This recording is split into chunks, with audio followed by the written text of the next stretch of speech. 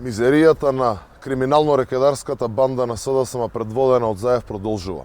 По се она што го видовме случувањето во последните денови во собранието, продолжувањето со ширење на шовинизам и антисемитизам, дополнително го поделуваат македонското општество и ова не е за тоа што ВМРО-ДПМН го кажува, туку тоа е ставот на граѓаните.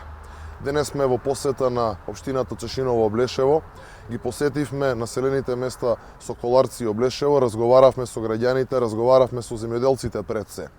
Но она што во овие денови ја тишти цела Република Македонија е токму овие последни случувања и ова што го кажав пред малку е всушност ставот на граѓаните. Но имаме да порачаме дека за сите овие злодела, за се ова што го прават, ќе одговараат. 12 април е денот кој што доаѓа за нешто повеќе од 50 на дена од денес. Народот си доаѓа по своедо и народот ќе казни оваа криминално-рекетарска банда на власт. А сите оние кои што се огрешија, сите оние кои што придонесоа за уништување на македонската држава, ќе одговараат после 12 април.